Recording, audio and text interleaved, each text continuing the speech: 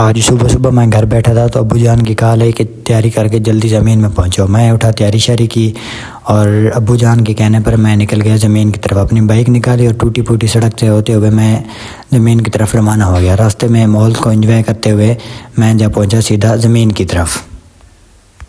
जैसे ही मैं ज़मीन में पहुंचा मैंने जाकर देखा तो हमारी ज़मीन में थ्रेशर आई हुई थी। माशाल्लाह, मुझे तो बहुत खुश हो गया। मैं आगे गया और दुआए खैर मांग रहे थे, दुआए खैर मांगी और मीठी में शय वगैरह तकसीम की सब दोस्तों में जो दोस्त आए हुए थे। फिर थ्रेशर को जो है सेट किया कर रहे थे, उसकी लाइन वगैरह सेट की। काफ़ी ज़्यादा देर वेट करने के बाद माशाल्लाह जी माशाल्लाह हमारी थ्रेशर जो है वो थ्रेशर को लगाते वक्त सबसे अहम बात ये होती है कि थ्रेशर की लाइन जो है वो सीधी होनी चाहिए। थ्रेशर की लाइन मतलब कि जो थ्रेशर के सामने जो ट्रैक्टर लगाते हैं उसके दरमियान जो शाफट होती है वो बिल्कुल सीधी होनी चाहिए। अगर वो टेढ़ी होगी तो कोई ना कोई नुकसान करेगी ट्रैक्टर का भी और थ्रेशर का भी। काफ़ी ज़्यादा देर मेहनत करने के बाद फाइनली दोस्तों हमारी थ्रेशर जो है वो चल चुकी। 15 मिनट हमने थ्रेशर को खाली चलाया ताकि उसके अंदर जो मौजूद कचरा वगैरह है वो आसानी से बाहर निकल जाए। इधर ट्रैली वगैरह भी लगा दी थी दाने उठाने के लिए और हमारी लेबर जो है वो भी टाइम पर पहुँच चुकी थी। जैसे ही थ्रेशर चालू हुई तो हमने मामू जान को बुलाया हुआ था। मामू जान ने देखा कि थ्रेशर के किसी हिस्से में से आवाज़ आ रहा है तो मामू जान ने तेल वगैरह लगाना शुरू कर दिया ताकि थ्रेशर जो है वो आसानी से चल सके और जल्द से जल्द गंदम हमारा निकाल सकें आसानी से। ये थ्रेशर मेरे मामू जान की थी और हमने ये थ्रेशर रेंट पर ली थी फ़ी एकड़ 2000 रुपये। ट्रैक्टर हमारी होगी, बाकी चलाएंगे हम सिर्फ थ्रेशर का 2000 रुपये एकड़ का। हमने लेबर वगैरह भी मंगवाई हुई थी और मामू जान को भी बुलाया हुआ था ताकि कोई फ़नी ख़राबी हो तो मामू जान बआसानी उसे ठीक कर सके। थ्रेशर हमने अपनी ट्रैक्टर पर लगाई थी जो कि माशाल्लाह बहुत ही अच्छी तरह चल रही थी और हमें भी खुशी हो रही थी कि हमारी इस बार जो है हमें बचत ज़्यादा होगी, क्योंकि जो हम गंदम थ्रेशर वाले को देते हैं वो हमारी गंदम बच जाएगी और सिर्फ 2000 रुपये देने पड़ेंगे थ्रेशर के। दोपहर का टाइम था, गर्मी भी काफ़ी ज़्यादा थी और माशाल्लाह लेबर जो है वो लगी हुई थी। देरा हमारा जो है ना वो हमने इकट्ठा कर लिया था और जो है बारिश की वजह से नमी पकड़ गया था जिसको ना निकलने में काफ़ी मुश्किल पेश हो रही थी नमी की वजह से।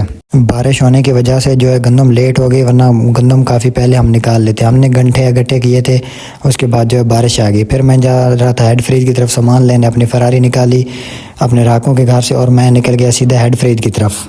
हेड फ्रीज पर मैं क्या करने जा रहा था ये तो आप लोगों को आगे देखकर पता चलेगा। हेड फ्रीज पर मैं जब पहुंचा अपने बहुत ही प्यारे दोस्त के पास जहां पर मैंने 2 किलो मुर्गी का आर्डर दिया। दोस्त से सलाम किया, दोस्त ने मुस्कराया। उसके बाद मैं जब पहुंचा अपने नाई के पास उसको सलाम किया और फिर मैं निकल गया अपने दूसरे काम की तरफ। ये है माशाल्लाह हमारा खूबसूरत सा अड्डा हेड फ्रीज। लेबर के लिए खाना बनाना था, उसका सामान लेने मैं गया हुआ था हेड फ्रीज पर। मैं जब पहुंचा साजन के पास उससे जूस का चूना लगाया। वो मुझसे पहले जूस पी रहा था। जूस से चूना लगाने के बाद उससे मैंने सब्ज़ी वगैरह ली, मसाला लिया और उसके बाद मैं निकल गया गोश्त वाले के पास। जैसे ही मैं गोश्त वाले के पास पहुंचा तो मेरा पहले से 2 किलो गोश्त तैयार हुआ था। मैं पहले ऑर्डर दे गया था। मैंने गोश्त वाले को देखा तो वो एक अपनी मशूका से काल पर लगा हुआ था। उस दौरान मैंने 100 रुपये कम दे दिए। 1200 बनते थे जहां पर मैंने 1100 दे दिए। उसने मेरी तरफ देखा, फिर देखा कि वीडियो बन रही, कैमरा ऑन है तो वो खामोश हो गया। उसने कहा चलो ठीक है आप जा सकते हो। मुर्गी वाला अपनी माशूका से फ़ोन में लगा हुआ था। इससे 100 रुपये का चूना लगाया और मैं निकल गया अपने दोस्त की दुकान पर, करियाना स्टोर पर, जहाँ से मैंने कुछ अपने ज़रूरत का सामान लेना था।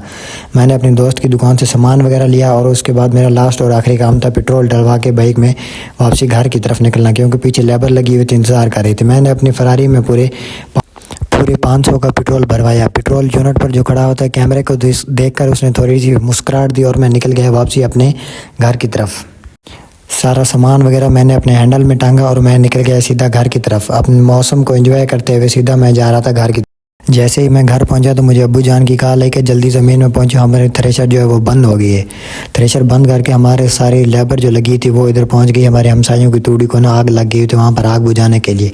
काफ़ी ज़्यादा आवाम इकट्ठी हो गई थी। हमारे हमसायों को पता भी नहीं चला और किसी ने आगे इनकी तूड़ी को आग लगा दी।